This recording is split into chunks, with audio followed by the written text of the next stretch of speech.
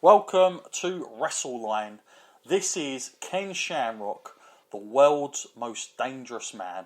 I'm your host, John Scott, joined, as always, by my co-host, Matt Essex. And welcome everybody, especially to, if you've never listened to myself and Matt before, huge welcome to you guys tuning in, perhaps for the first time listening to our voices.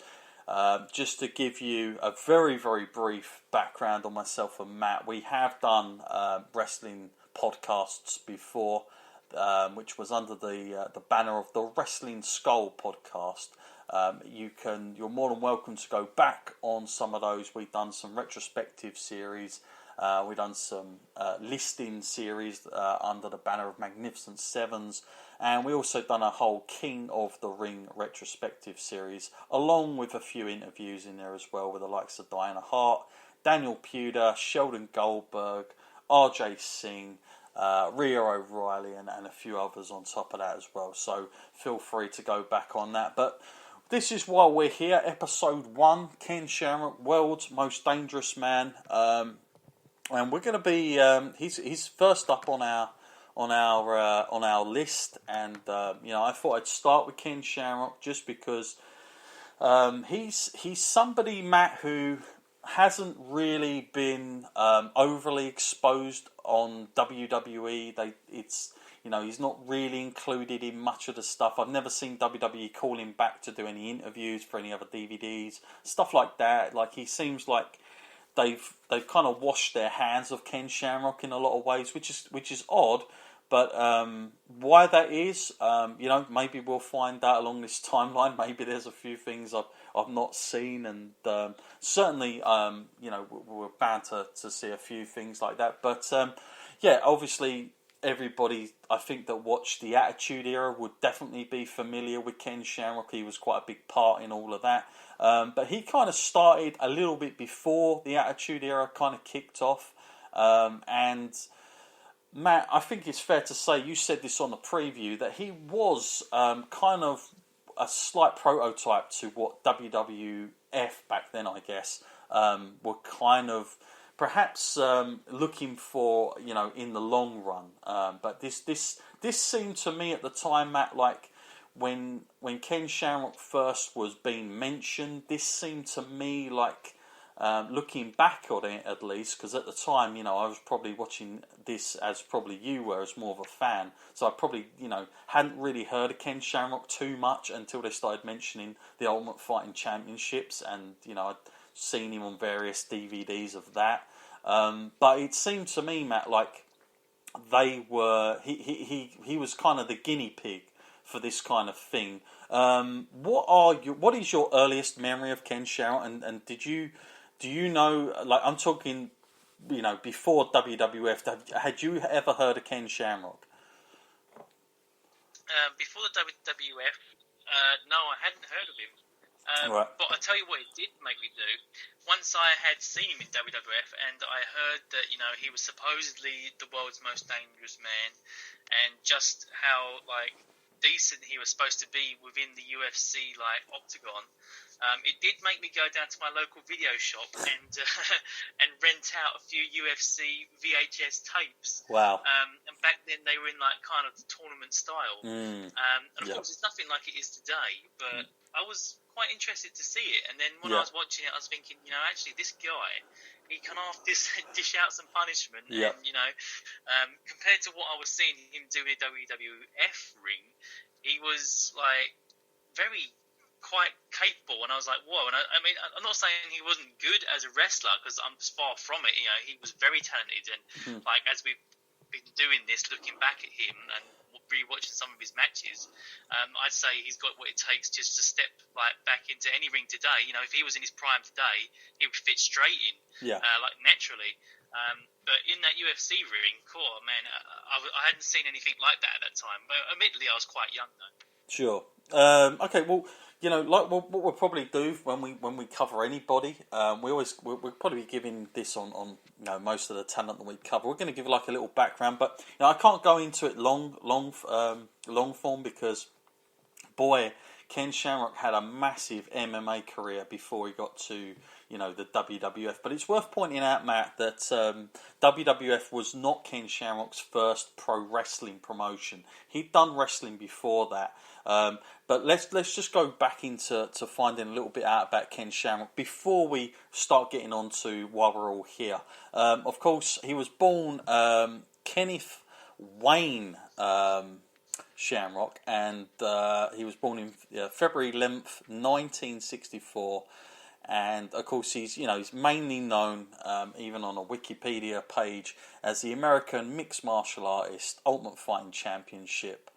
He's a Hall of Famer as well in the UFC and a retired professional wrestler at present. He was, when he first came in to MMA, he was kind of like the first, I guess, kind of fighter that had a little bit more all-round game. He wasn't just, anybody that's seen some of those early Ultimate Fighting Championship tournaments will kind of recognise that there were guys turning up in gis, there were guys turning up like sumo wrestlers, and they had a real host. It was like watching one of those old kind of 80s films that I've had the pleasure of, or not pleasure of seeing sometimes, when you see those kind of tournaments going on that they used to think was going on underground. Well, Ultimate Fighting Championship was kind of like took that and made it real life back in the early 90s when it was formed. And it was almost like they did, they didn't even care about weight classes. It was literally discipline versus discipline until it kind of evolved into what it is today, where nowadays you've got to pretty much know about 3 or 4 different styles. You've got to have your ground game, you've got to have your stand-up game, amongst everything else. And Ken Shamrock kind of embodied that to a degree when he first come along. He certainly was the UFC poster boy, I want to say, because although there were the likes of Dan Severn and Royce Gracie that everybody's probably heard of by now, for sure, Shamrock's look just kind of was very good for the marketing machine, I think, for a while with UFC.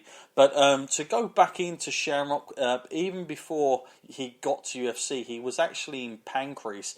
I don't know if that's something that everybody's familiar with, but he'd kind of been there for a while between. He was a part of them between 93 and 96.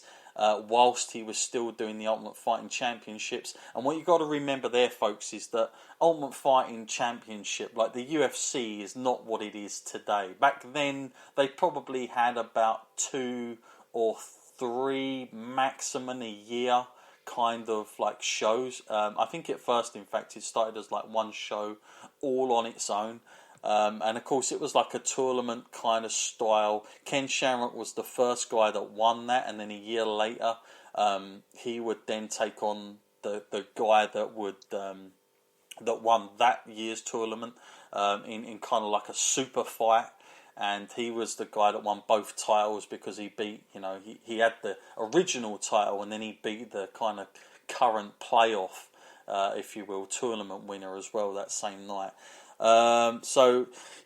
Shamrock, he defeat the likes of some guys. Like now, if you're an MMA fan, you probably know these guys. If you're not so much, then maybe look these guys up. But Maurice Smith, Alex Cook, who Maurice Smith was a kickboxing champion at the time. In the Pancrase tournament, he beat guys like this just on his way, and that was in a King of Pancrase back in '94. Other things, including Shamrock's had runs going back, of course, talking about 1993 in UFC 1. He obviously won the first one, as we spoke about. He also beat the likes of Patrick Smith. Again, he's quite a big, well-known name back in the old sort of days of UFC, I guess, for anybody that wants to go back and revisit those type of things. Pretty much Shamrock was and became the kind of UFC guy. Now, the name, or not the name, but the kind of title of World's Most Dangerous Man, That all came about after ABC in America, the TV station, they basically ran a documentary on Ken Shamrock, and they branded him the world's most dangerous man. And when that got on TV, I think that came out, I want to say that came out in early 1996. That's kind of what got Shamrock into the mainstream.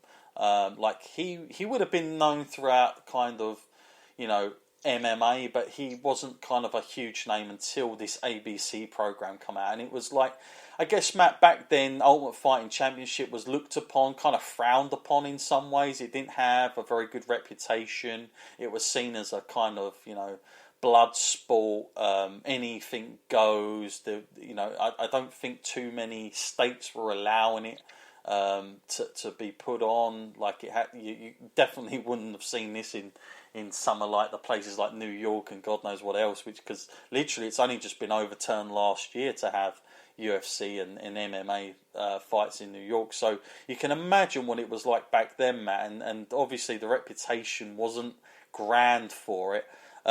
Matt, when you watched some of those videos that you said you got back, what was your opinion of what you were seeing? I mean, did it kind of make you feel like this is some heavy stuff, or was you kind of did it make you kind of not want to watch more of it, or was you intrigued by it? What was your first impressions after you see some of those tapes? It definitely opened my eyes to the difference between like what was going on in the UFC and what was going on in WWF at the time. It definitely made me realise that there's a difference in the way that the fights happen. That WWE, although like the matches are more entertaining, as you can like determine the outcomes and that. You just realised how scripted they were, and it was maybe one of the first times when it really sort of got me to realise, that UFC is real and legit, like for fighters, because these guys, when I was seeing these tournaments and they were going out there, putting on a fight and taking a beating and then coming out of there again, it kind of put stuff that we was watching at the time, like King of the Ring, to shame when you think the way they portray someone with an injury coming into a match when these guys have just been smashing each other in the face and breaking their noses and then still coming out and putting on a fight. It was shocking for me at the time, and I suppose back then UFC was a bit more raw even because they didn't even have some of the rules that they've introduced these days. So some of the stuff going on there was even more brutal. And I think it was one of those transitional periods as well where it was becoming more mainstream, but it hadn't quite achieved that yet. So a lot of the fighters going into there were doing different styles. They were going more hard at it. They wasn't really probably thinking too much. I mean, there wasn't too much ground game going at the time as well. That's one of the things that stood out about Shamrock, because once he got someone to the floor, he could pretty much dominate them. Well, they didn't have rounds back then either, folks. Like rounds, they didn't have minutes even. So like they were just fighting. I don't know how familiar everybody will be with this, but it's certainly worth looking at if you get a chance to get a copy of this. I don't know if it's on YouTube, but they branded this, Matt, and of course Ken Shamrock and Dan Severn's rivalry kind of goes back a long way. And they had that sort of legendary rivalry between each other. But there was a fight that was branded the Dance in Detroit. I don't know if you'd heard about this fight, Matt, but it's certainly I've not seen it, but I've been told about it. And reading this report about it, this is from the Wrestling Observer. They report that both Severn and Shamrock circled each other with little to no contact for a combined total of almost 30 minutes. Now, obviously, when you've got no time limit, Matt, and you're almost playing a game of chess with each other because you know each other so well, I guess this scenario inevitably could happen where there is, you're going to get two guys who are not even going to go and make any kind of contact with each other, and it becomes so edgy and all the rest of it. I mean, I don't know what that would have been like to have seen. They report that the fans started to boo, which goes without saying, I suppose. Hoping the booing would affect Shamrock's psychology and force him into making a mistake that Severin would capitalise on. Finally,